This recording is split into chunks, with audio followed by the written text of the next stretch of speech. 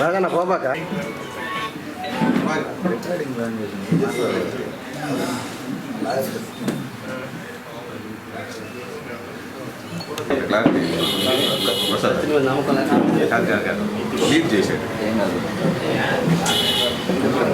కానీ మన పట్టణానికి సంబంధించినంత వరకు ఎటువంటి ఇది లేదు. కేవలం తమ స్వార్థ ప్రయోజనాల కోసం, రాజకీయ ప్రయోజనాల కోసం చేస్తున్నటువంటి చర్యగా నేను భావిస్తున్నాను.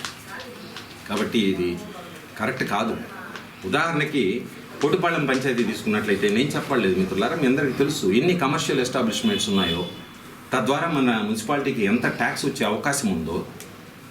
అలాగే దివిపాళెం పంచాయతీ కానీ, చెన్నూరు పంచాయతీ కానీ మనం చక్కగా ఇవన్నీ కలుపుకుని ట్యాక్స్ కలెక్షన్ పెంచుకుంటాం, బ్రహ్మాండంగా మన ప్రాంతాలను అభివృద్ధి చేసుకుందాం. ప్రతి వీధికి మనం మంచి వసతులు కల్పిద్దాం, రోడ్ల రూపంలో, current poles and LED bulbs రూపంలో, డ్రైనేజెస్ రూపంలో, అలాగే మంచినీటి కొళాయిల రూపంలో, బోర్ల రూపంలో, ప్రతి ఒక్క విధంగా కూడా ప్రతి ప్రాంతం అభివృద్ధి చెందే అవకాశం ఉన్న దానివల్ల ఈయన విజ్ఞాపనని మన్నించి ఈ కోర్టులకి స్టేకి ఎవరైతే వెళ్ళారో వాళ్ళందరికీ నేను మీ ముఖంగా విజ్ఞప్తి చేస్తున్నాను. దయచేసి ఈ కేసులు మీరు విత్డ్రా చేసుకుని మన నగర అభివృద్ధికి తోడ్పడాల్సిందిగా మీ అందరికీ నేను చేతులు జోడించి అడుగుతున్నాను.